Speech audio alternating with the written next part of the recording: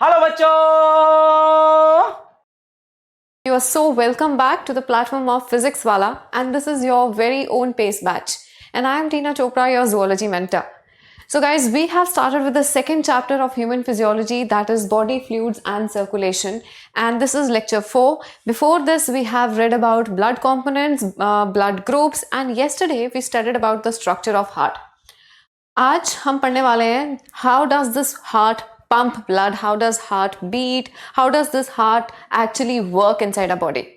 So if we start with the topic, so working of heart, that is the topic of the day. अब working of the heart को समझने के लिए हमें कुछ basic सी चीज़ें पहले समझनी होंगी. Number one thing that we need to understand here is our heart is myogenic. Our heart is myogenic. Alright, myo मतलब मसल, जेनिक मतलब प्रोडक्शन. सो हमारा हार्ट जो है अपनी बीट खुद जनरेट करता है. क्लियर? अब आपको लग रहा होगा कि ये कुछ स्पेशल बात तो नहीं है, हार्ट तो अपनी बीट खुद जनरेट करेगा, but no, it's not like that. If we see the heart of non chordates, अगर किसी नॉन कॉर्डेट के अंदर जैसे कॉकरोच के अंदर हार्ट है, तो उनके केस में हार्ट होता है न्यूरोजेनिक. ठीक है, उनका हार्ट कैसा होगा? Neurogenic. Neuro word is always related to neurons, यानी कि हार्ट के बाहर जिनका हार्ट न्यूरोजेनिक है, उनके हार्ट के बाहर कुछ ऐसे नर्व्स प्रेजेंट होती हैं, नर्व के क्लस्टर्स प्रेजेंट होते हैं जो कि इम्पल्स प्रोड्यूस करते हैं, और बाहर से इम्पल्स पहुंचती है हार्ट के लिए ताकि वो बीट करे. But not in our case.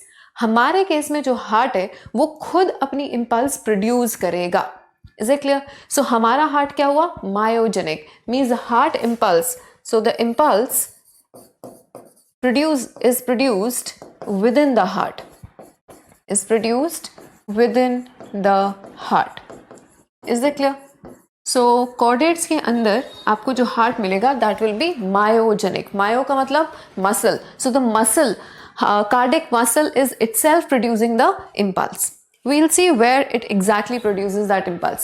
Is it clear? So myogenic होने के साथ साथ हमारा हार्ट जो है वो ऑटो रिदमिक है, यानी एक पर्टिकुलर इंटरवल के बाद वो इम्पल्स प्रोड्यूस करता रहता है और हर बार हार्ट बीट करता रहेगा, लेकिन वो अपनी मर्जी से करेगा.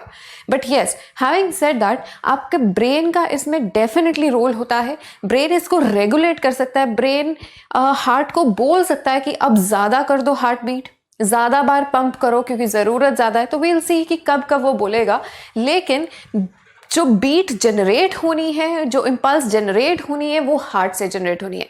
हाँ, ब्रेन हार्ट को सलाह ज़रूर दे सकता है कि अब ज़्यादा बीट करने की ज़रूरत है या फिर कम. ठीक है. सो ऑटो रिदमिसिटी भी होती है हार्ट के अंदर. ऑटो रिदमिसिटी का मतलब अपने आप वो अपनी रिदम को मेंटेन करता है. फॉर एग्जाम्पल, हर मिनट के अंदर जैसे हम कहते हैं कि heart beats for 72 times, right? 70 to 80 normal माना जाता है. सो ये जो है वो उसकी रिदमिसिटी है और वो खुद उसको मेंटेन करेगा. ऑटो का मतलब खुद, सेल्फ, तो अपनी रिदम को वो खुद मेंटेन भी करता है. क्लियर? सो लेट्स सी कि वो कौन से एग्जैक्टली स्ट्रक्चर्स हैं जहाँ पे हार्ट की बीट जनरेट होती है, और एक बार उसको पढ़ने के बाद देन वी विल सी कि कैसे हार्ट कॉन्ट्रैक्ट करता है. So heart is working 24/7 but it never gets tired, right? और क्या वो फैक्टर्स हैं जिस तरह से वो हर वक्त बीट करना मैनेज कर सकता है. Let's get on to that. So starting with the conducting system of the heart. Clear? So यहाँ पे सी, लेट्स रिवाइज क्विकली. देखो, ये आपका राइट चेम्बर है, right? This is your left right atrium, this is your left atrium, right ventricle and left ventricle. ये सारे detail structures हमने कल कर लिए थे, right? We can see the valves here and the chordate tendon, papillary muscles and so on. Read it all yesterday. I hope ये सारा structure आपको क्लियर होगा. अब इसमें थोड़े से और डिटेल्स ऐड करते हैं. सो वी आर सेइंग कि हार्ट अपनी इम्पल्स खुद प्रोड्यूस करता है. तो राइट ऑरिकल के अंदर, सी, राइट ऑरिकल के अंदर यहाँ पे एक बटन लाइक स्ट्रक्चर होगा. ठीक है. This structure is known as SAN. This is known as SAN. ये वो स्ट्रक्चर है जहाँ पे इम्पल्स जनरेट होती है. यहाँ से इम्पल्स प्रोड्यूस होगी and it will spread throughout the heart, and because of this impulse heart is going to contract. Clear? तो सैन इज द वन जो कि हार्ट बीट को जनरेट करता है, इसलिए सैन को हम बोलते हैं पेस मेकर, क्योंकि ये हार्ट की जो पेस है, जो उसकी स्पीड है, जो उसकी रिदमिसिटी है, उसको जनरेट करने वाला है। जितनी बार सैन से इम्पल्स आएगी उतनी बार आपका हार्ट बीट करेगा। क्लियर? सो अगर हम कहते हैं कि हार्ट इज बीटिंग 70 टाइम्स पर मिनट और 80 टाइम्स पर मिनट, या फिर वो जितनी भी बार भी बढ़ रही है, even though if it reaches above 100, तो इसका मतलब सैन उतनी इम्पल्सेस प्रोड्यूस कर रहा है पर minute. Is it clear? Now see, so SAN जो है, SAN stands for sino auricular node. Sino auricular node. Clear? Sino auricular node, sino auricular का नोड का मतलब होगा, all right, so sino auricular node, sino auricular node जो है ये कहाँ पे प्रेजेंट है आपको पता हो? राइट एट्रियम के अंदर। ठीक है, साइनो ऑरिकुलर नोड से इंपल्स प्रोड्यूस होके दोनों एट्रिया में पहुंचेगी। इस तरह से ये दोनों एट्रिया के अंदर पहुंचती है। क्लियर? और दोनों एट्रिया एक साथ कॉन्ट्रैक्ट करेंगे और दोनों वेंट्रिकल्स एक साथ कॉन्ट्रैक्ट करते हैं। बट जब साइनो ऑरिकुलर नोड सैन यानी सैन इंपल्स प्रोड्यूस करती है तो दोनों ऑरिकल्स कॉन्ट्रैक्ट करते हैं। इतना क्लियर हो गया? अब यहां से इंपल्स पहुंचती है एक दूसरे स्ट्रक्चर के पास, एंड दैट दूसरा structure is known as AV node. ये जो दूसरा स्ट्रक्चर है, this is called AV node. Now as we can see here, इसे AVN कहेंगे या AV node कहेंगे। AV because it is almost between the auricles and ventricles। ठीक है, लगभग दोनों के बीच में पड़ रहा है, बट अदरवाइज अगर प्रिसाइजली इनकी पोजीशन देखी जाए तो दोनों ही राइट ऑरिकल के अंदर लाई कर रहे हैं। सो साइनो ऑरिकुलर नोड जो है वो right wall of the right atrium में है और ये towards the left wall of right atrium में, बट दोनों ही कहाँ पे हैं? राइट एट्रियम के अंदर। तो इनकी location is also important. This is in the right wall of right atrium, while AV node is found in the left wall of right atrium। Is it clear? AV node। अब AV node का काम क्या है ना? सी, cyano auricular node ने impulse produce कर दी, उसकी वजह से ऑरिकल्स कॉन्ट्रैक्ट कर गए। ठीक है, और वो इम्पल्स साथ ही साथ कहाँ पे पहुंचाई गई? AV node. एवी नोड पहले उस इम्पल्स को एम्पलीफाई करेगा, स्ट्रेंथन करेगा, रीस्ट्रेंथन करेगा, और रीस्ट्रेंथन करने के बाद वो उसको कंडक्ट करता है टुवर्ड्स द वेंट्रिकल्स। क्लियर? तो क्योंकि एवी नोड के अंदर जो इम्पल्स है वो रीस्ट्रेंथन हो रही है या री एम्पलीफाई हो रही है, इसलिए हम एवी नोड को बोलते हैं पेस सेटर। ये पेस को रीसेट करता है, it is called pace setter. Is it clear? इसने पेस जनरेट की थी और ये उस पेस को रीसेट करेगा, एम्पलीफाई करेगा, उसको रीस्ट्रेंथन करके, इंटेंसिफाई करके उसको भेजता है towards the ventricles. Is it clear? So sino auricular node, sino auricular node से इम्पल्स जो है वो ऑरिकल्स में पहुंच रही है और साथ ही साथ कहाँ पे पहुंच रही है? एवी नोड के पास। ठीक है, एवी नोड जो है उसको री एम्पलीफाई करके अब भेजेगा टुवर्ड्स द वेंट्रिकल्स। तो एवी नोड से, यहाँ पे देखो, एवी नोड से एक बंडल ऑफ नर्व्स अराइज हो रहा है। क्या अराइज हो रहा है? Bundle of nerves. Can we see it here? So this pink coloured structure that I am making here, this is that bundle। Clear? This bundle which is arising from AV node will carry the impulse, it will conduct the impulse towards the ventricles, और यहाँ से ये enter कर जाता है septum के अंदर। कल हमने पढ़ा था राइट साइड को लेफ्ट साइड से सेपरेट करने के लिए बीच में एक मेम्ब्रेन प्रेजेंट है which is known as septum. ठीक है, तो साइनो ऑरिकुलर नोड और एवी नोड जो है दे लाई इन योर राइट एट्रियम, लेकिन एवी नोड से अराइज होने वाला ये जो बंडल ऑफ न्यूरॉन्स है, बंडल ऑफ नर्व्स है, ये एंटर कर जाता है आपके सेप्टम के अंदर। क्लियर? और सेप्टम, इंटरवेंट्रिकुलर सेप्टम में एंटर करने के बाद देखो ये सेप्टम के अंदर एंटर कर गया, और सेप्टम के अंदर एंटर करने के बाद ये डिवाइड हो जाएगा into two branches. It will divide itself into two branches. This is 1 and this is 2। Is it clear? So ये दो ब्रांचेस में डिवाइड हो रहा है। I hope this is clear to all. ठीक है, तो ये दो ब्रांचेस कहाँ पे प्रेजेंट हैं? They are still present in the interventricular septum. तो ये जो स्ट्रक्चर आपको नजर आ रहा है, this structure is interventricular septum. Interventricular septum, and we can see the presence of these bundles in the interventricular septum here. So ये जो pink color का structure है, this structure is called AV bundle. So bundle of nerves जो AV node से arise होगा, that will be known as AV bundle. और ये AV bundle इस septum के अंदर enter करने के बाद दो branches में divide हो जाएगा, इसकी right and left branch. This is right and left branch of AV bundle, of AVB. I'm writing bundle as AVB. Is that clear? So ये दोनों जो चीज़ें हैं यानी कि बंडल और उसकी ब्रांचेस, इन दोनों को कलेक्टिवली हम बोल देते हैं bundle of his. Now when you read your NCERT, तो एनसीईआरटी में ये बंडल ऑफ हिज को समझना ज़रा कंफ्यूजिंग लगता है. सो रिमेंबर दैट कि बंडल ऑफ हिज जो टर्म यूज की गई है that is for AV bundle as well as its branches. Clear? अब ये जो ब्रांचेस हैं, देखिए ये ब्रांचेस जो हैं these are reaching to the apex. हमने पढ़ा था ये जो एंड है, this end of heart is known as apex. तो एपेक्स तक पहुंच के ये जो ब्रांचेस हैं अब फर्दर डिवाइड कर जाएंगी and they will divide into lots of fibres. See, they will divide into lots of fibers, and all these fibers they will surround the ventricular wall. They are going to surround this ventricular wall. ये जो blue color की हैं जिसको मैं green में convert कर रही हूँ, these are those fibers. Is that clear? So these fibers are known as Purkinje fibers.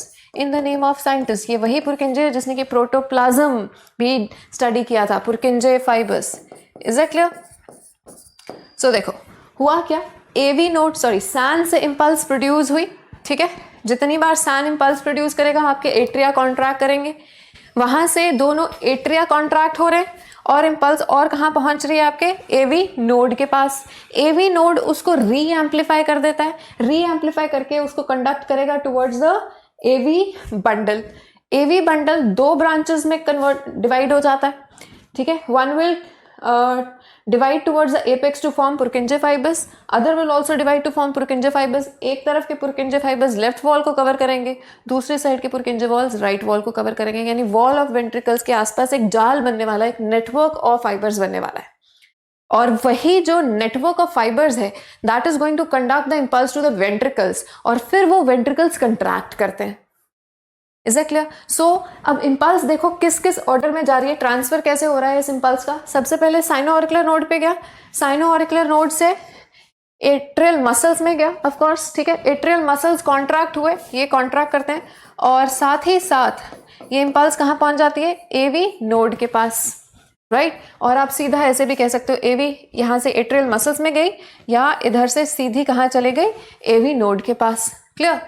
AV node ने उसको री एम्पलीफाई किया और भेज दिया एवी बंडल के पास. So what is AV bundle? AV bundle is AV bundle plus its branches. So AV bundle and branches and its branches and right and left branches. ठीक है, और इन दोनों को मिला के हम क्या बोल देते हैं, इन दोनों को मिला के हम बोलेंगे bundle of his. Is it clear? His is the name of scientist who studied it. अब बंडल ऑफ हिज से वो इम्पल्स कहाँ जा रही है, पुरकिंजे फाइबर्स. पुरकिंजे फाइबर्स को से कहाँ जाएगी, to the muscles of ventricles या wall of ventricles. So this is how that impulse is conducted. ठीक है, ये पाथवे क्लियर हो गया. अब कुछ चीजें और ऐड कर लेते हैं. देखो ये जितने भी आपने फाइबर्स पढ़े हैं, देखो किस किस ऑर्डर में ट्रेवल कर रहा है. पहला क्वेश्चन तो यही आता है, which is the correct order of conduction of impulse. So conduction of impulse का क्लियर कट और बिल्कुल सीधा सीधा क्वेश्चन जो है, the impulse is carried in this way. SAN के बाद दूसरा ऑर्डर में क्या आएगा, एवीएन. एवीएन के बाद बंडल.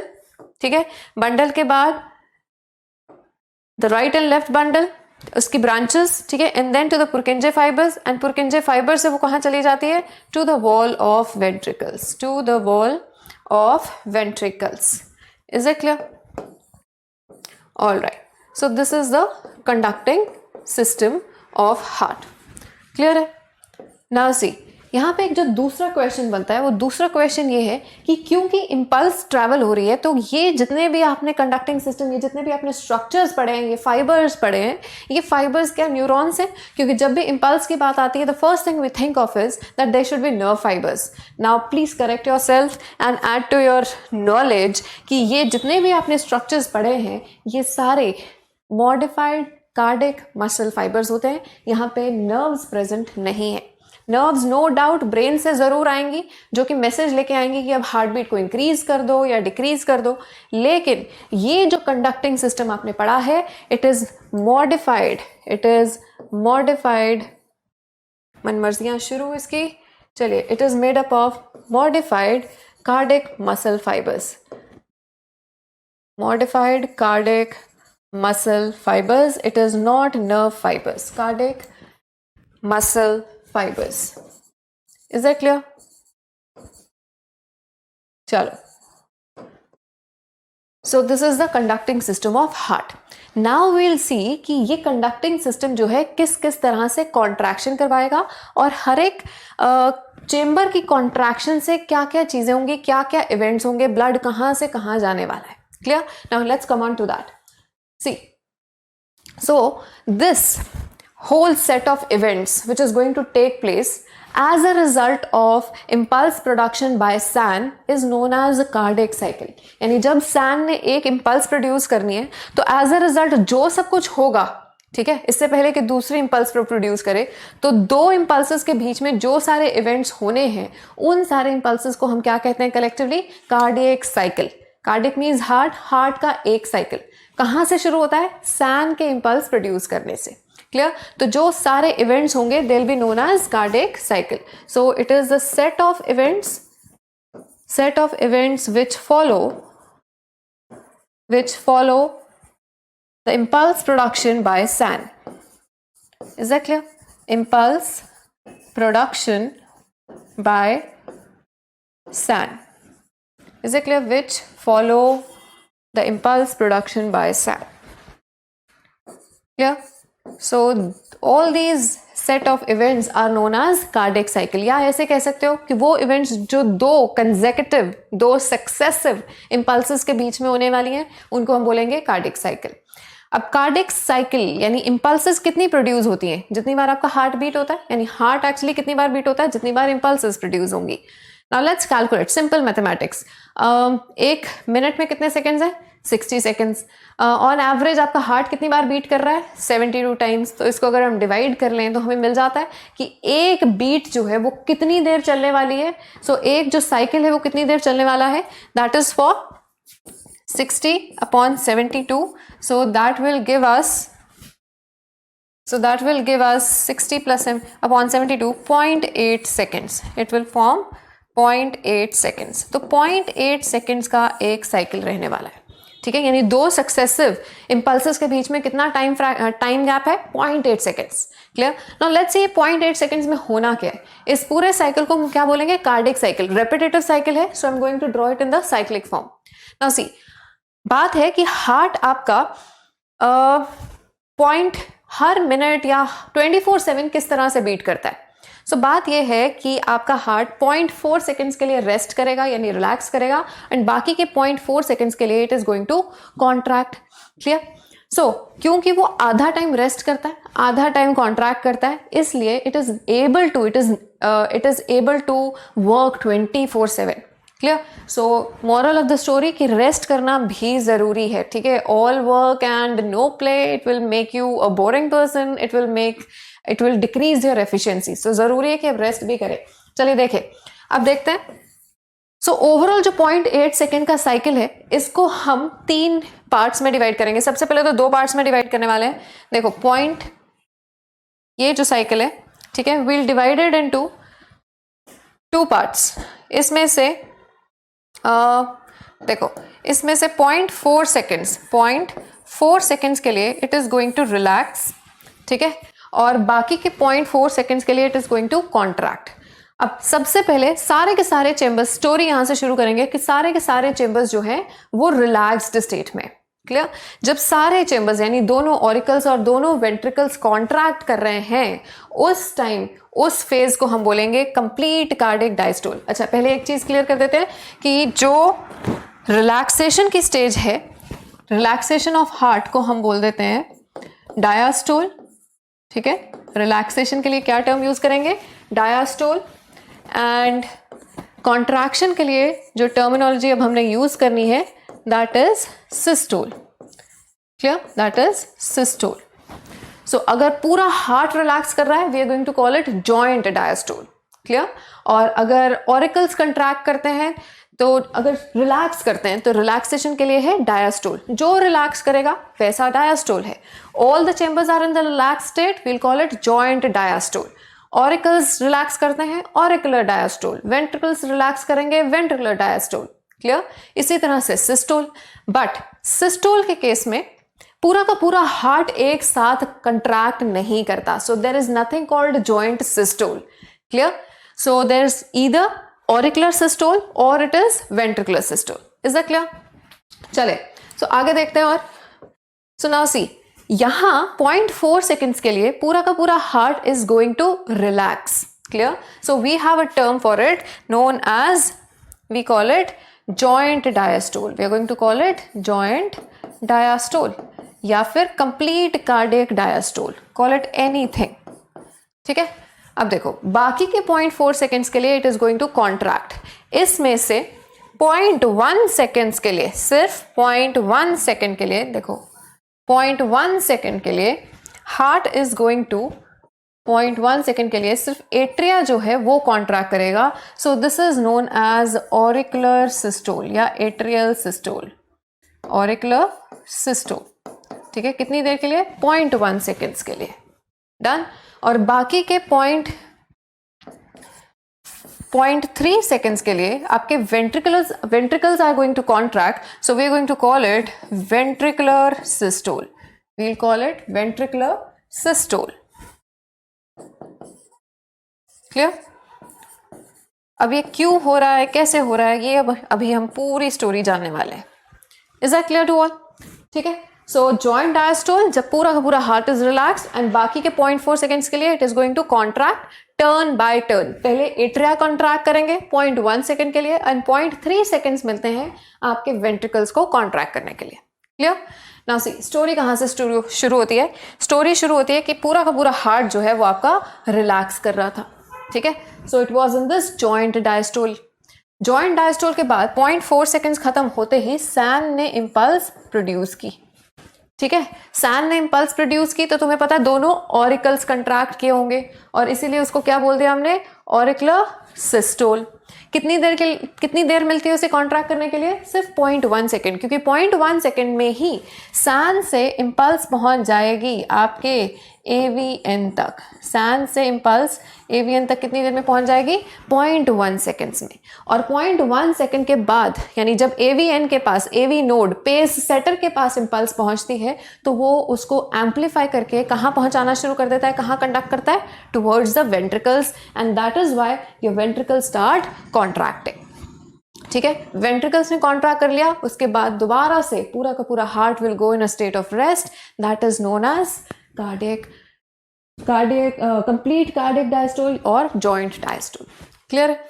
चलो, अब इन इवेंट्स में होना क्या है, वो इवेंट्स को समझने के लिए सबसे पहले एक रूल हम जान लेंगे कि कभी भी जब ब्लड एक साइड से दूसरी साइड मूव कर रहा है तो ब्लड हमेशा हाई से लो प्रेशर की तरफ मूव करेगा।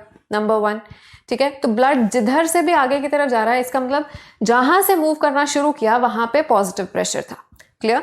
फॉर एग्जाम्पल, अगर हम कहेंगे, कल हमने पाथवे ऑफ ब्लड पढ़ा था, अगर हम कह रहे हैं कि ब्लड जो है वो आपके सुपीरियर वेना केवा से राइट ऑरिकल में आ रहा है, इसका मतलब सुपीरियर वेना केवा से अगर राइट ऑरिकल में आ रहा है तो इसका मतलब सुपीरियर वेना केवा के अंदर कैसा प्रेशर है? Positive pressure. So this is your superior vena केवा, राइट? तो यहाँ पे पॉजिटिव प्रेशर है, यहाँ पे नेगेटिव है, तो blood is going to flow from superior vena cava into the right auricle. Clear? अगर हम कहते हैं कि आपकी पल्मनरी वेन्स जो है, पल्मनरी वेन्स यहाँ पे इनकी ओपनिंग्स प्रेजेंट है, ठीक है, पल्मनरी वेन्स से blood is flowing in the left auricle, इसका मतलब पल्मनरी वेन्स के अंदर कैसा प्रेशर था, पॉजिटिव, और यहाँ पे कैसा था, नेगेटिव। डन। अब जब एट्रिया कंट्रैक्ट करेंगे तो यहाँ से ब्लड यहाँ आएगा, इसका मतलब यहाँ पे पॉजिटिव हो गया, यहाँ नेगेटिव हो गया in the next step. Is that clear? तो जहां से भी जिधर मूव कर रहा है it will always move from high pressure to low pressure area. This is one rule. Clear? चलो अब स्टोरी जरा स्टार्ट करते हैं। So we are going to start the story with joint diastole. Clear? अब देखो जॉइंट डायस्टोल में क्या हो रहा है, सारे के सारे चेंबर्स रिलैक्स्ड है। रूल नंबर 2, जब भी चेंबर रिलैक्स्ड होगा उसके अंदर नेगेटिव प्रेशर होगा। रूल नंबर 1 क्या था, blood always flows from high pressure to low pressure area. Rule number 2 कि जब भी जो चेंबर रिलैक्स्ड होगा वहां पे नेगेटिव प्रेशर होगा, so blood will flow towards it. Clear? Now we are going to start the story with joint diastole. पूरा का पूरा हार्ट अभी रिलैक्स्ड स्टेट में है। अगर हार्ट रिलैक्स्ड स्टेट में है तो आई जस्ट टोल्ड यू जो रिलैक्स करेगा उसके अंदर नेगेटिव प्रेशर होने वाला है।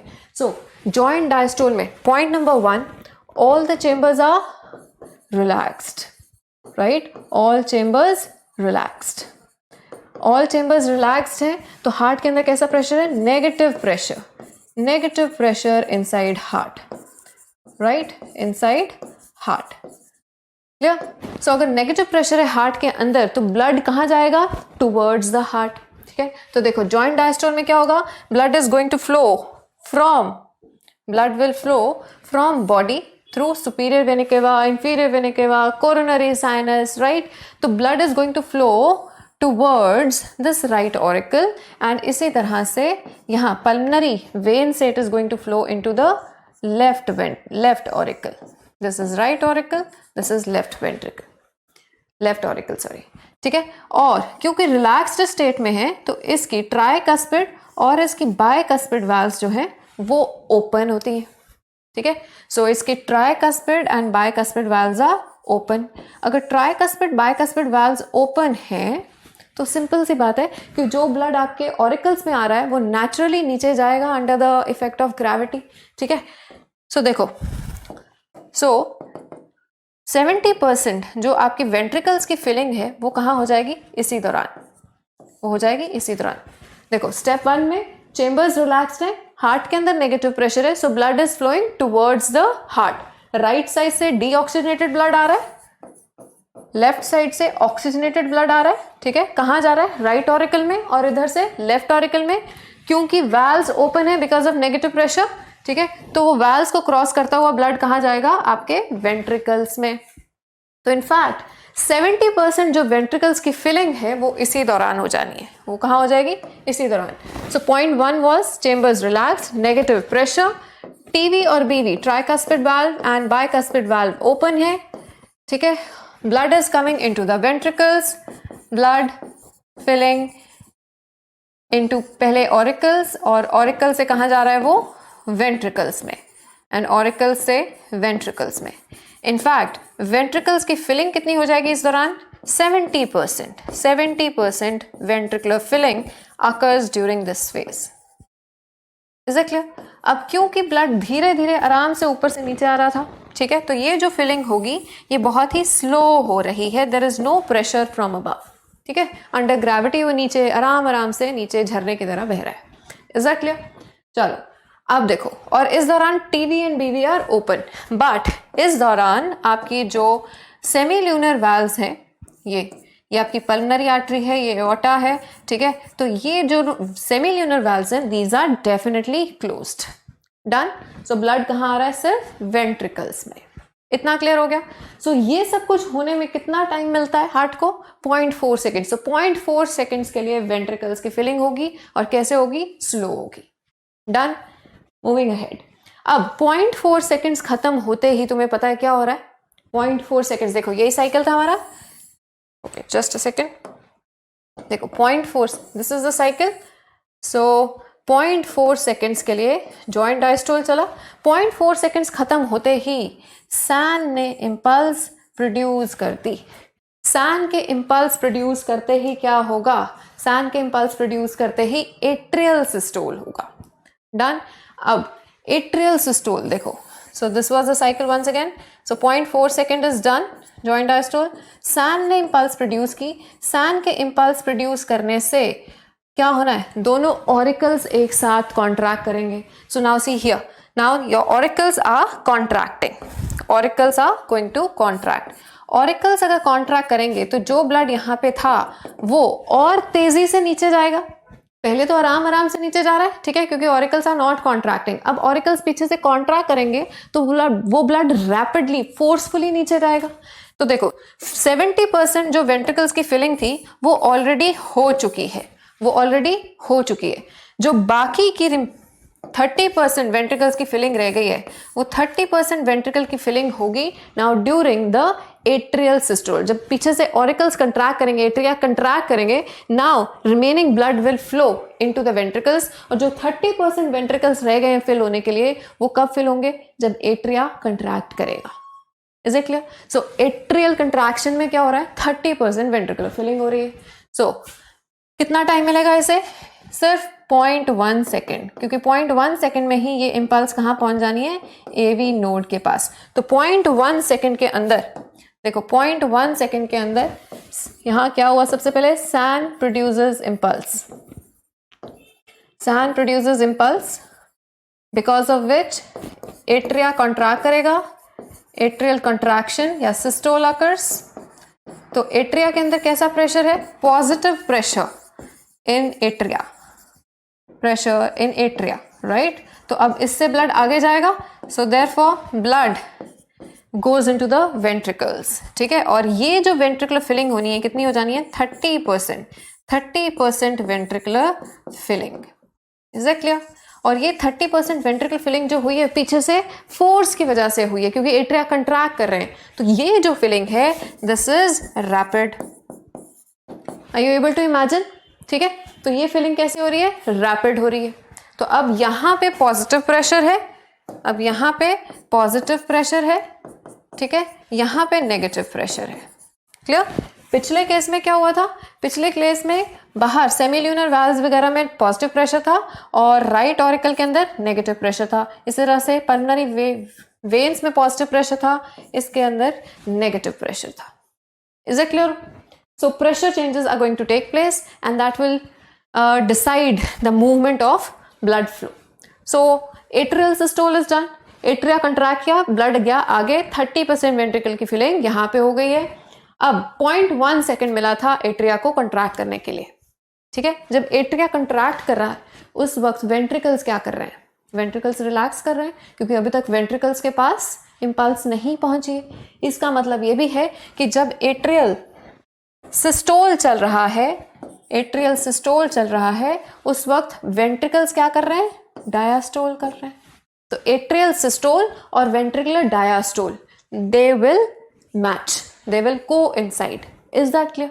अब इम्पल्स पहुंच गई आपके एवीएन के पास। एवीएन, एवी नोड ने क्या किया उसे, it is a pace setter, re amplify, reset करके उसको आगे वेंट्रिकल्स की तरफ कंडक्ट करना शुरू किया। तो अब क्या शुरू हो जाएगा, कब, वेंट्रिकुलर सिस्टोल, ठीक है। इम्पल्स ऊपर से नीचे कंडक्ट हो गई है, तो अब वेंट्रिकल्स कंट्रैक्ट करेंगे, लेकिन अब एट्रिया क्या करने वाला है, रिलैक्स। तो वेंट्रिकुलर सिस्टोल के दौरान एट्रिया का क्या चलेगा, diastole, they will coincide now. Is it clear? चलो, अब एट्रिया तो रिलैक्स करेगा, लेकिन वेंट्रिकल कंट्रैक्शन के टाइम पे होना क्या है, लेट्स अंडरस्टैंड दिस। देखो नाम से पता लग रहा है, सबसे पहले तो वेंट्रिकल्स कॉन्ट्रैक्ट करेंगे, ठीक है, ventricles will contract. Clear? Ventricles contract कर रहे हैं, तो वेंट्रिकल्स के अंदर अब कैसा प्रेशर है, पॉजिटिव प्रेशर, ठीक है, यहाँ पे कैसा है, पॉजिटिव प्रेशर। डन। अब देखो यहां से इम्पल्स प्रोड्यूस होके एवीएन से कहाँ जा रही है, towards the AV bundle and Purkinje fibres, ठीक है। तो इम्पल्स जैसे ही नीचे की तरफ जानी शुरू होती है, सबसे पहले जब वेंट्रिकल्स कॉन्ट्रैक्ट करेंगे, नीचे की तरफ वेंट्रिकल्स कॉन्ट्रैक्ट करेंगे, see here, we'll draw this diagram here as well. So this is your heart, right? अब वेंट्रिकल्स कॉन्ट्रैक्ट कर रहे हैं, चलो उस पे भी आते हैं अभी। So this is your heart.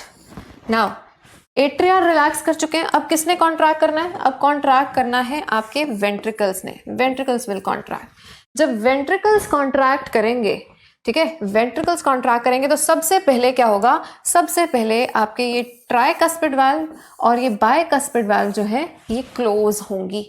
क्या होंगी? ये क्लोज हो जाएंगी। ठीक है, तो step 1, ventricles contract and TV and BV they close. First point, is that clear? अब टीवी बीवी क्लोज हो गए, अभी ये और कॉन्ट्रैक्ट करेगा। ये और कॉन्ट्रैक्ट करेगा तो देखो यहां पे आपके सेमील्यूनर वाल्व्स प्रेजेंट है। ठीक है, ये पल्मनरी आर्टरी के, पल्मनरी एसएलवी एंड ये एओर्टिक एसएलवी। यहां पे सारा आपका ब्लड भरा हुआ है। This is all blood, right? Now देखो, ventricles are contracting, TV and BV have been shut down. अब ये कॉन्ट्रैक्ट करेंगे तो प्रेशर सारा ब्लड कहाँ पे डालेगा? On your SLV as well as on the above lying TV and BV. In valves पे प्रेशर पड़ेगा। ठीक है, अब कल हमने पढ़े थे कॉर्डेट टेंडिने, आज उसका रोल समझ में आएगा अच्छी तरह से। देखो, this these ventricles are contracting and they are applying pressure on above lying TV and BV. ठीक है, इन पे भी प्रेशर पड़ने वाला है, ऑब्वियसली पड़ेगा, और साथ ही साथ ये प्रेशर पड़ेगा इन एसएलवी पे, सेमील्यूनर वाल्व्स पे। डन? नाउ टीवी एंड बीवी, tricuspid valves and bicuspid valves ऊपर की तरफ ओपन अगर हो गई तो ये ब्लड ऊपर चला जाएगा। सिंपल इज दैट, है ना? लेकिन हम नहीं चाहते कि ब्लड ऊपर जाए, इसलिए हमारे हार्ट के अंदर क्या प्रेजेंट थी? कॉर्डेट टेंडिने। तो कॉर्डेट टेंडिने इस तरह से इनको नीचे की तरफ खींच के रखते हैं, पकड़ के रखते हैं, ताकि ये ब्लड, ये प्रेशर की वजह से, जब वेंट्रिकल्स कॉन्ट्रैक्ट कर रही हैं तो प्रेशर की वजह से ये tricuspid and bicuspid opposite direction में ऊपर ना हो जाए और ब्लड वापस से ऊपर ना चला जाए। क्लियर? तो chordae tendineae are going to prevent bicuspid and tricuspid valves from opening in the wrong direction. ऊपर वाली डायरेक्शन में ओपन नहीं होने बनता। क्लियर? तो ये तो चीज का हमने टेक केयर कर लिया। Chordae tendineae are taking care of that. अब ये जो प्रेशर पड़ रहा है तो सारा प्रेशर फिर कहां पे अप्लाई हो रहा है? सारा प्रेशर अप्लाई हो रहा है एसएलवी पे। So what will happen? So when these ventricles are contracting, the blood is going to apply pressure on semilunar valves. Semilunar valves will open and the whole blood is going to go out.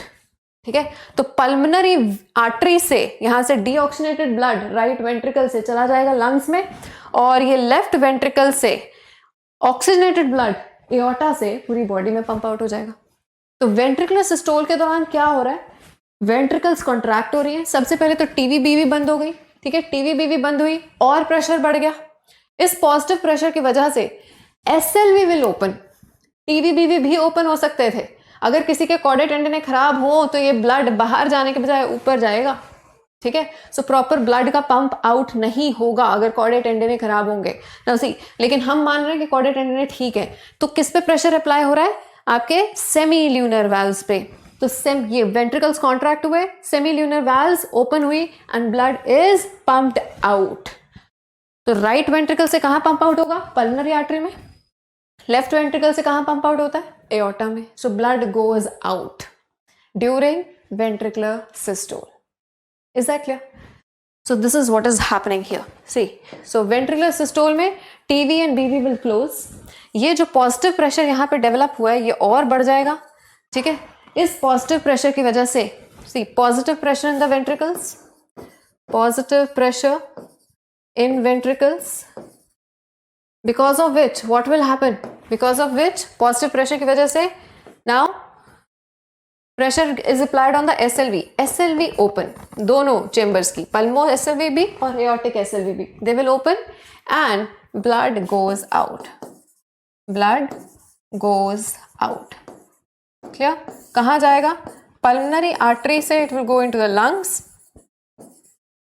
and aorta से होते हुए it will go into the body.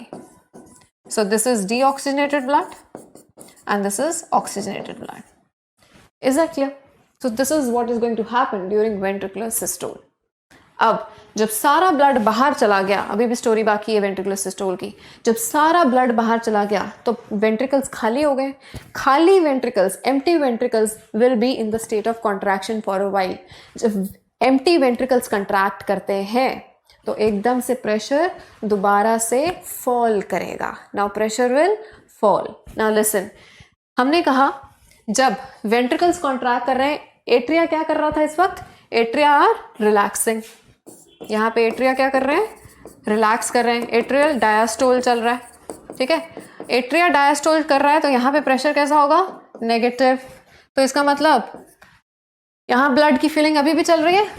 Blood यहाँ पे पक्का आ रहा होगा. बेशक वो नीचे नहीं जा रहा क्योंकि हमारी tricuspid and bicuspid valves close हो गई हैं, बट यहाँ पे नेगेटिव प्रेशर होने की वजह से ब्लड यहाँ तो आ रहा है. क्लियर? सो वेंट्रिकुलर सिस्टोल में जहां ब्लड बाहर जाता है उसी दौरान एट्रिया के अंदर ब्लड कलेक्ट भी हो रहा है. Is that clear? ठीक है. नाउ व्हेन आई सेड कि जब सारा ब्लड बाहर चला जाएगा वेंट्रिकुलर कॉन्ट्रैक्शन की वजह से, ब्लड गोज आउट. ठीक है, वो सब सारा ब्लड जब बाहर चला गया और लास्ट में खाली वेंट्रिकल्स कंट्रैक्ट करेंगे, एम्प्टी वेंट्रिकल्स कंट्रैक्ट करेंगे तो pressure is going to fall all of a sudden.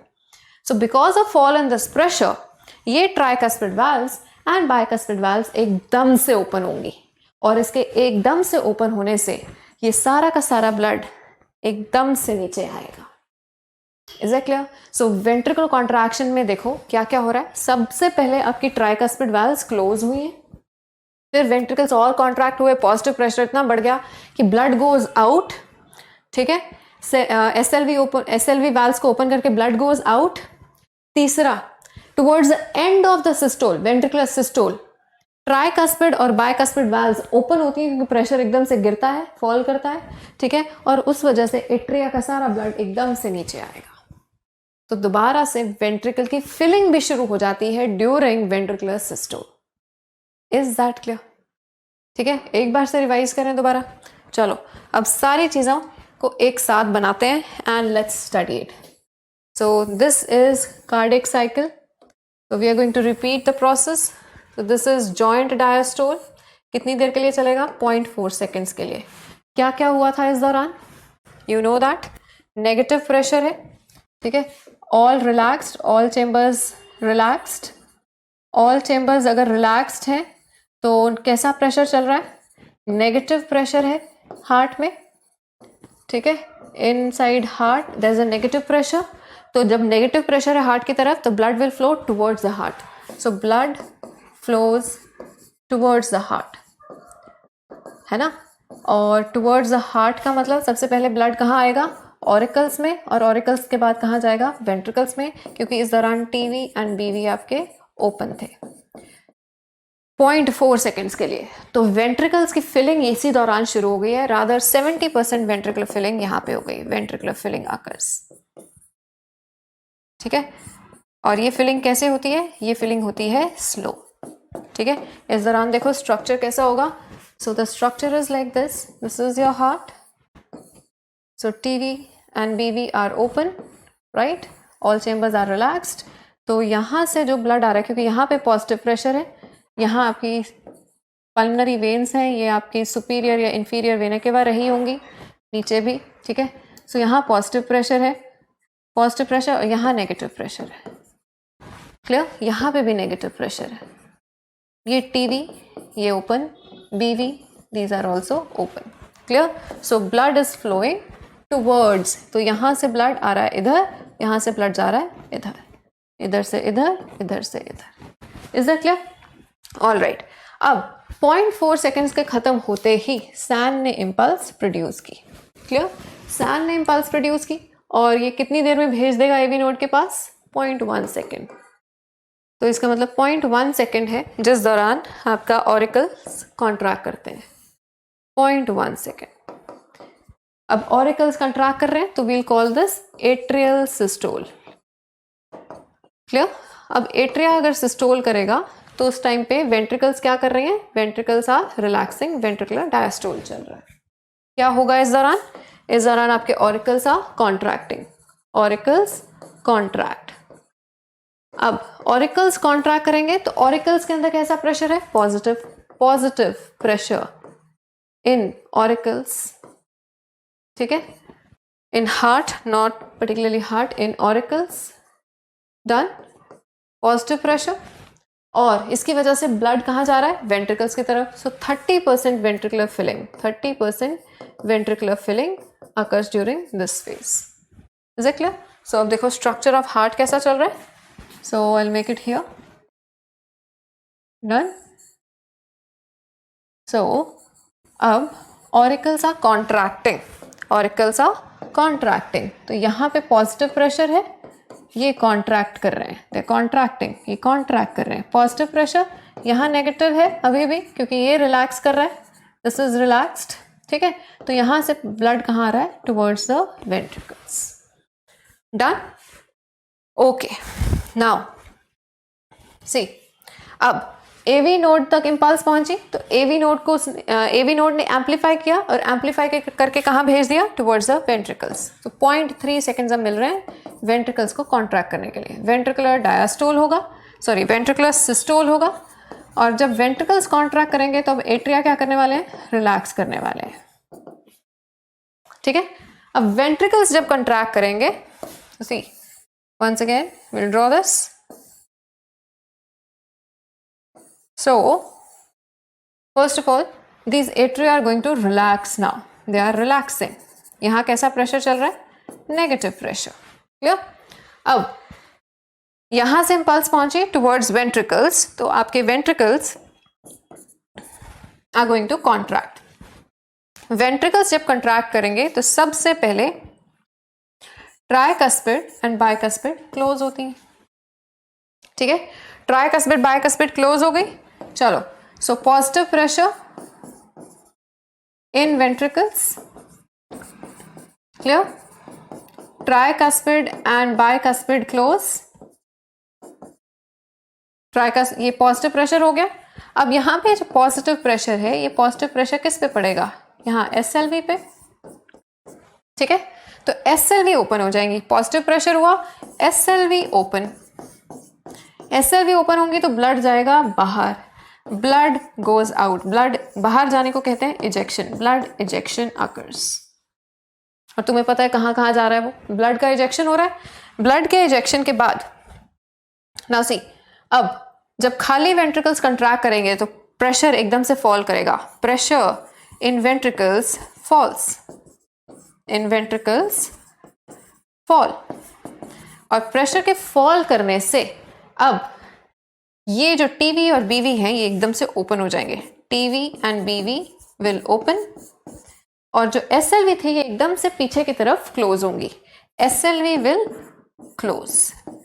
ठीक है, SLV क्लोज होंगी तो टीवी बीवी से ब्लड नीचे आना शुरू हो गया क्योंकि वो ओपन हुई है. तो ऊपर जो ब्लड कलेक्ट हो रहा था, इस दौरान और भी क्या चल रहा है, देखो यहाँ इस दौरान एक चीज और चल रही है कि एट्रिया के अंदर नेगेटिव प्रेशर है, तो यहाँ पे ब्लड फिलिंग अभी भी चल रही है, यहाँ ब्लड फिलिंग चल रही है. ठीक है, तो जब TV and BV will open, so blood flows into the ventricles.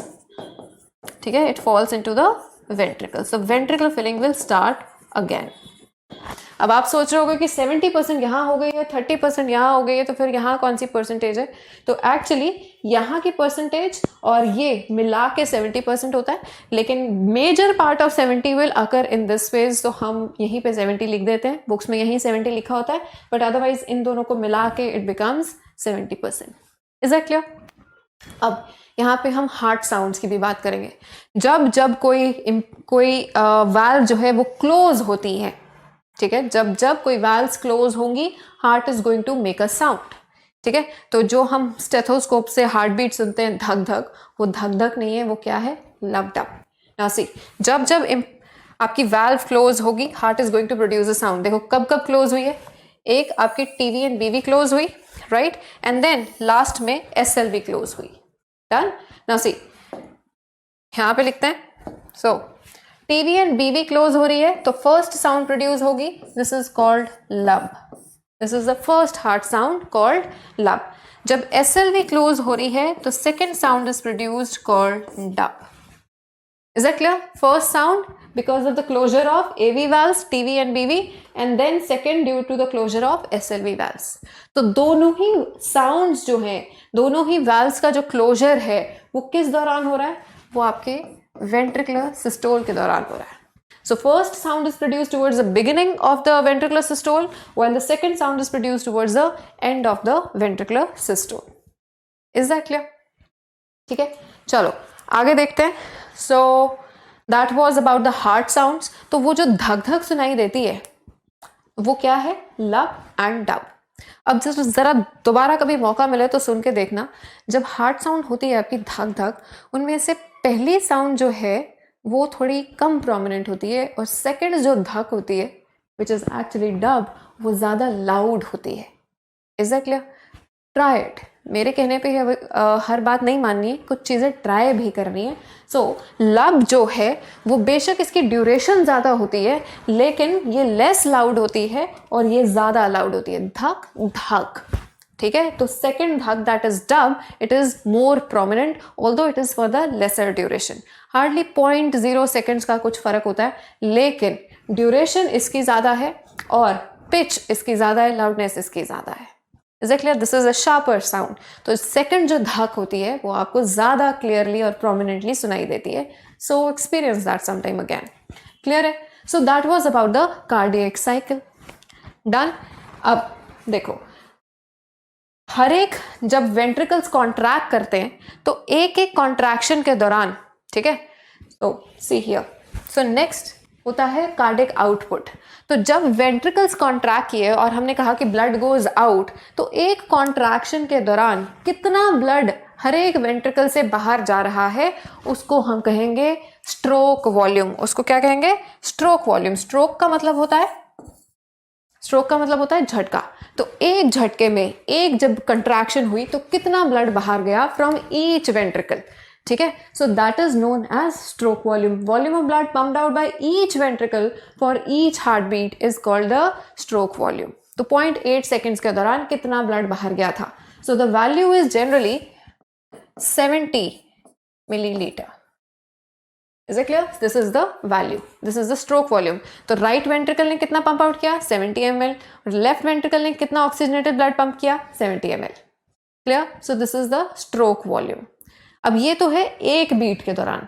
एक मिनट के दौरान कितना हो जाएगा? अब तुम्हें पता है कि एक बीट के दौरान 70 ml है और हार्ट बीट करता है 72 टाइम्स, ठीक है, ड्यूरिंग 1 मिनट. तो एक मिनट में कितना पंप आउट करेगा? 70 इंटू 72. तो एक मिनट में जितना वो पंप आउट करता है उसको हम बोलते हैं cardiac output. So volume of blood pumped out by the heart from each ventricle per minute. This is for each heartbeat. This is per minute. And per minute को हम बोलते हैं कार्डिक आउटपुट. तो कार्डिक आउटपुट का formula क्या हुआ? Cardiac output is एक beat के दौरान कितना पंप आउट किया? स्ट्रोक वॉल्यूम इनटू एक मिनट के अंदर हार्ट बीट कितना करता है उसको हम कहते हैं heart rate. So heart rate into stroke volume is the cardiac output. So अगर हम जनरल वैल्यू लें 70 and on average heart rate is 72, तो it comes out to be 5040, ठीक है, ml. So it becomes around 5 liter. ठीक है. सो हमारी body के अंदर हमने पढ़ा था अराउंड 5 से 6 लीटर ही ब्लड होता है. तो अगर 5 लीटर माने तो इसका मतलब हर मिनट आपका जो ब्लड है वो हार्ट पंप कर रहा है. Heart is going sending it to the lungs, getting it oxygenated and pumping it back to the body every single minute. Is it clear? अब ये जो वैल्यू है ये इंक्रीज या डिक्रीज होगी डिपेंडिंग अपॉन मेनी फैक्टर्स कि what is the requirement. ठीक है. अब देखो हार्ट बीट और आपका ब्रीदिंग रेट जनरली एक साथ चलता है. एक साथ का मतलब अगर ब्रीदिंग रेट इंक्रीज हो रहा है तो हार्ट रेट भी इंक्रीज होगा. क्योंकि क्यों हो रहा है ये सारा कुछ? बिकॉज आपके सेल्स को एनर्जी चाहिए, आपके सेल्स को एनर्जी बनाने के लिए ऑक्सीजन चाहिए, तो आपका ब्रीदिंग रेट भी इंक्रीज होगा. ठीक है. आपके अंदर कार्बन डाइऑक्साइड ज्यादा प्रोड्यूस हो रही है तो ब्रीदिंग रेट इंक्रीज होगा और CO2 को निकालने के लिए, राइट. और साथ ही साथ उस ऑक्सीजनेटेड ब्लड को, उस कार्बन डाइऑक्साइड को निकालने के लिए हार्ट को उतनी बार बीट भी करना होगा. Clear? So if the heart rate increases breathing rate will also increase. ठीक है. तो अब देखो ये जो कार्डिक आउटपुट है या जो स्ट्रोक वॉल्यूम है ये वेरी करेगा depending upon certain factors. So athletes they have the ability to increase the stroke volume and the cardiac output. Clear? So their heart is functioning well, they need more energy, तो उनका stroke volume भी ज्यादा होगा और उनका cardiac output भी ज्यादा होगा. Clear? And this cardiac output जो है it will increase it will increase in the active state. Obviously जब आप कोई काम कर रहे हैं तो वो इंक्रीज करेगा, and when you are relaxing तो वो डिक्रीज करेगा, because that is how your body requires at that time. Clear. तो जैसे बॉडी की सेल्स की रिक्वायरमेंट बढ़ेगी, आपका stroke volume and cardiac output is going to increase और decrease. Clear. So heart rate हमें क्लियर है. ठीक है. हार्ट रेट क्या होता है? जैसे ब्रीदिंग रेट हमने पढ़ा था कि breathing rate is number of times you breathe in 1 minute. Similarly heart rate is number of times your heart beats per minute. Is it clear? Heart beats per minute. और ये heart rate increase या decrease भी होती है. So that's something we all know. So number of times heart beats per minute. अब देखते हैं कौन से फैक्टर्स हैं जिनमें इंक्रीज या डिक्रीज करेगा. Number of times it beats per minute. ठीक है. अब इसका नॉर्मल वैल्यू कितनी होती है? नॉर्मल वैल्यू दैट इज 70 से 80 टाइम्स. एडल्ट की बात हो रही है ये. ठीक है. बच्चे में ज़्यादा होगी एंड ओल्ड एज में भी ज़्यादा हो जाती है. सो this is in case of adult. Normal adult 70 से 80 टाइम्स पर मिनट. क्लियर. ऑलराइट. अब अगर ये 70 से 80 टाइम्स से बढ़ती है सो उसके लिए टर्म यूज हो जाएगी. देखो अब एबनॉर्मल कंडीशंस क्या होंगी? Number 1, if this heart rate increases above normal the term is tachypnea. जैसे हमने याद है टेकीपनिया क्या था for increased breathing rate. Now the term is going to be tachycardia. So ये क्या हो रहा है? ओके. 70 से 80 मिनट्स पर मिनट टाइम्स पर मिनट. और अगर ये इससे बढ़ती है, ठीक है, तो उसको हम कहेंगे brady is for increase and brady is for decrease and tachy is for increase. So we'll use the term tachycardia. Pnea word was for breathing. Cardia is for increased heart rate. ठीक है. यहाँ पे heart rate increases above 80. ठीक है. और अगर वो decrease करती है so that would be bradycardia. जैसे हमने किया था bradypnea. Similarly we have bradycardia. या here heart rate decreases. Clear. अब किन किन फैक्टर्स पे हार्ट रेट इंक्रीज या डिक्रीज करेगी? सोच के देखो. हार्ट रेट कब कब इंक्रीज करेगा? एक तो आपकी फिजिकल एक्टिविटी पे डिपेंड करता है. फैक्टर्स कौन से हैं? ठीक है. Factors on which heart rate depends. Number 1 कि कितनी भाग दौड़ कर रहे हो. अगर लेट के पढ़ रहे हो तो हार्ट रेट कभी भी इंक्रीज नहीं करेगी. ठीक है. अगर भाग दौड़ चल रही है so physical activity. Then physical activity के साथ साथ physical state. If you are healthy then heart rate will be normal. If you are having fever, ठीक है, बीमार हो तो बॉडी की एनर्जी रिक्वायरमेंट्स बढ़ चुकी हैं तो उस स्टेट में भी हार्ट रेट इंक्रीज करेगी. So physical activity, physical condition या हेल्थ कंडीशन. ठीक है. Then state of mind. कौन कौन सी सिचुएशंस हैं? Just let me know in the comment section. कौन कौन सी सिचुएशंस हैं जब तुम्हारा हार्ट रेट इंक्रीज किया था? ठीक है. So heart rate will depend upon the state of mind. Also it will depend on, इसी में एक्सरसाइज आ गई. ठीक है. मूड इसी में आ जाएगा स्टेट ऑफ माइंड में. और कौन कौन से फैक्टर्स हैं? डिपेंड करता है कि आप कैसी डाइट लेते हो. Yes, if you take lots of sugar and lots of salt तो उसमें भी कई बार होता है कि ब्लड प्रेशर इंक्रीज कर गया तो ब्लड प्रेशर की वजह से हार्ट रेट भी कई बार इंक्रीज हो जाती है. Right. So it depends upon your diet as well. ठीक है. Then there are other factors like आपका रेट ऑफ मेटाबॉलिज्म क्या है, आपका बेसल मेटाबॉलिक रेट, यानी एट रेस्ट आपकी बॉडी का कितना मेटाबॉलिज्म चलता है उसको हम बोलते हैं बेसल मेटाबॉलिक रेट. तो मेटाबॉलिज्म अगर किसी भी रीजन से इंक्रीज करेगा तो आपका हार्ट रेट इंक्रीज करेगा, because metabolism is break down and building up of processes, building up processes. तो उस हिसाब से आपके अंदर एनर्जी रिक्वायरमेंट्स भी बढ़ेंगी या कम होंगी. क्लियर. उसी हिसाब से ब्रीदिंग रेट भी इंक्रीज होगा और आपका हार्ट रेट भी इंक्रीज या डिक्रीज करेगा. ठीक है. And then it also depends upon the size of animal. Yes. अब इस पे एक प्रीवियस ईयर क्वेश्चन भी आ चुका है. Size of animal. देखो अब सोच के लगेगा जितना बड़ा साइज उतना बड़ा इतना ज़्यादा मेटाबॉलिक रेट होगा, उतनी उसकी हार्ट रेट ज़्यादा होने वाली है, but this is not so. Now second new thing that you are going to learn today is कि जितना छोटा साइज होता है, ठीक है, lesser the size more is the surface area. Size जितना कम, याद है हमने आरबीसी का साइज रिड्यूस होता देखा था ड्यूरिंग द मैच्योरेशन, ताकि सरफेस एरिया बढ़े और ज़्यादा हीमोग्लोबिन हो उसके ऊपर. नाउ सी, साइज बॉडी का जितना कम होगा उसका सरफेस एरिया उतना ज़्यादा होगा, मोर द सरफेस एरिया. अब सरफेस एरिया जितना ज़्यादा होगा, देयरफॉर उसका रेट ऑफ मेटाबॉलिज्म या सिंपली मेटाबॉलिक रेट भी ज़्यादा होगा. और अगर मेटाबॉलिक रेट ज़्यादा है तो तुम्हें पता है कि उसका हार्ट रेट ज़्यादा ही होने वाला है. प्रीवियस ईयर क्वेश्चन ये था, प्रीवियस ईयर क्वेश्चन ये था that you are given three animals, elephant, human and rat. इनका हार्ट रेट आपको डिक्रीजिंग ऑर्डर में या इंक्रीजिंग ऑर्डर में बताना है, ठीक है. तो कैसे भी, इंक्रीजिंग डिक्रीजिंग किसी में भी पूछ सकते हैं. तो देखो, सबसे बड़ी बॉडी, इसका सरफेस एरिया सबसे कम होगा, तो इसका हार्ट रेट सबसे मिनिमम होने वाला है. So minimum in this case, उससे ज़्यादा ह्यूमन का होगा और सबसे ज़्यादा होगा रैट का. Is that clear? So size के हिसाब से इस तरह से आपका हार्ट रेट वेरी करेगा. Is that clear? चलिए, so this topic is done. All right, so next in tomorrow's class we are going to talk about ECG, right? And we are going to study कि ये जो आपने cardiac cycle पढ़ा है इसको हम किस तरह से ऑन पेपर ऑब्टेन कर सकते हैं, किस तरह से हम हार्ट की एक्टिविटी को एक्चुअली स्टडी करते हैं और इसको स्टडी करने का फ़ायदा क्या है, ठीक है. जब भी कभी कोई हार्ट डिसऑर्डर होता है तो हमें पता कैसे लगता है, it is through this ECG. So we are going to discuss the normal ECG according to our syllabus. Is that clear? So that will be the topic for tomorrow. So let's have a neat sprint before we leave. So देखिए, first question is,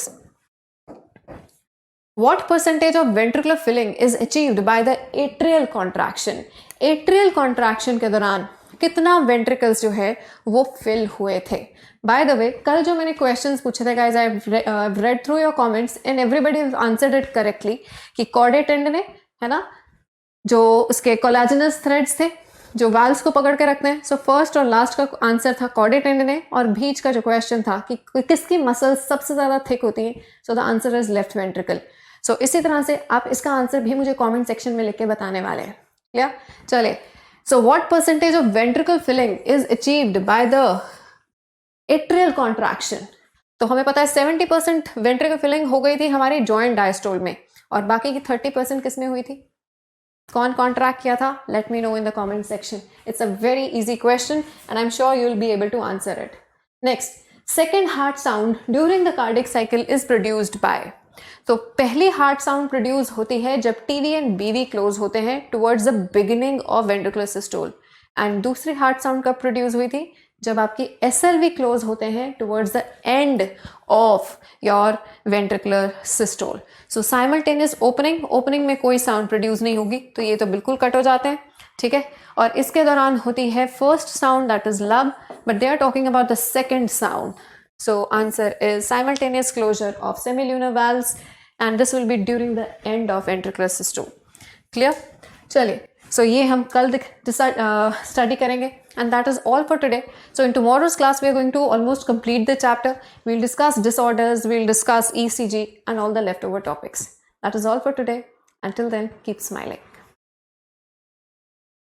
पढ़ाई करते रहें. All the very best.